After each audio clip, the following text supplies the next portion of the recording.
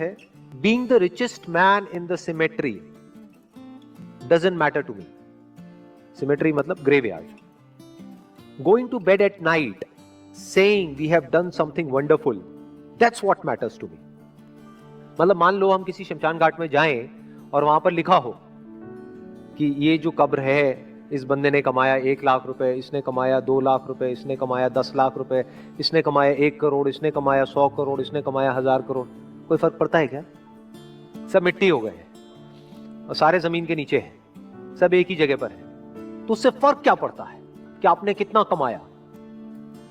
ये बहुत बड़ी स्टेटमेंट है। ये जो बात कही जा रही है ना, ये कोई ऐसा बंदा बोल सकता है जिसने बहुत बारीकी से लाइफ को ऑब्जर्व किया। नहीं तो ज्यादातर लोग ये ऊपर ऊपर लेवल से तो बोल सकते हैं, बट डीपली नहीं बोल सकते, डीपली उसको फील नहीं कर सकते। क्यों? क्योंकि दुनिया में पैसा ही मैटर करता है। लोग सोते हैं, जागते हैं, उठते हैं, बैठते हैं, यहां तक कि दोस्त भी बनाते हैं पैसा देख करके। किसी से बात भी करते हैं तो ये देखते हैं कि इसमें मेरा क्या फायदा है, फायदा नहीं है तो छोड़ देते हैं उसको। ये इस दुनिया की हालत है। लेकिन ये जो बात कही जा रही है, दिस इज ट्रू विजडम। मतलब क्या कि एंड में कुछ भी मैटर नहीं करने वाला है। शमशान घाट में कोई मैटर नहीं करता है कि आप सबसे अमीर हो या सबसे गरीब हो।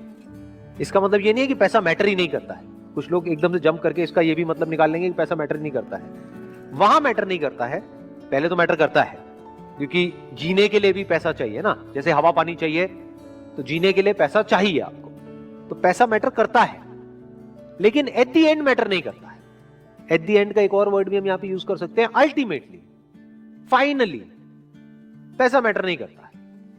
आप कह सकते हो वो इंपॉर्टेंट है, लेकिन वो सबसे इंपॉर्टेंट नहीं है। तो सबसे इंपॉर्टेंट क्या है, वो अगली लाइन में कहा जा रहा है। Going to bed at night saying we have done something wonderful, that's what matters to मी।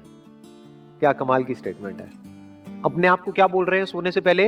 आज का दिन बड़ा अच्छा था, आज मैंने कुछ ढंग का किया है, आज मैंने कुछ ऐसा किया है जो करने लायक था, जो करना चाहिए था, वो नहीं जो मुझे करना पड़ा। आज मैंने कुछ नया सीखा है, आज मैंने कुछ नया किया है, आज मैं पहले से बेटर हुआ हूं, आज मैंने ग्रो किया है। सिर्फ बाहर से नहीं, अंदर से भी ग्रो किया है। ये मैटर करता है। क्योंकि अगर हर रोज इसी तरीके से अगर हमारे दिन निकलते हैं तो एक एक दिन को मिलाकर के ही लाइफ बनती है। नहीं तो लाइफ कहां है? जैसे बोलते हैं ना, बूंद बूंद से सागर बनता है। बिल्कुल इसी तरह से एक एक दिन को मिलाकर के ही तो आप कह सकते हो कि लाइफ अच्छी है, बुरी है। तो अगर हमको काम करना ही है तो किसके लिए करें? To create something wonderful.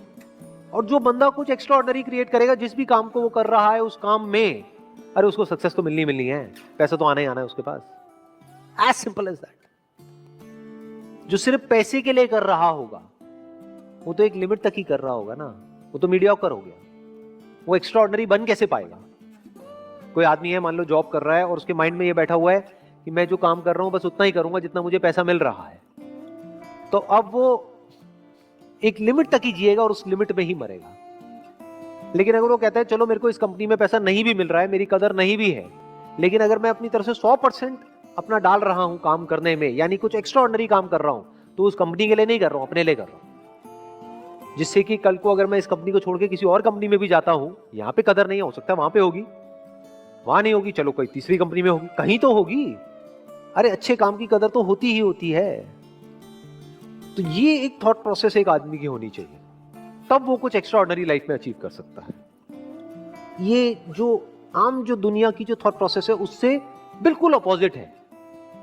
आम दुनिया की थॉट प्रोसेस क्या होती है? गोल होता है पैसा, काम होता है जरिया। यहां पर क्या है? अगर इस कोटेशन को ध्यान से समझा जाए, गोल है काम, पैसा है जरिया। यानी पैसे को यूज करना है कुछ वंडरफुल क्रिएट करने के लिए।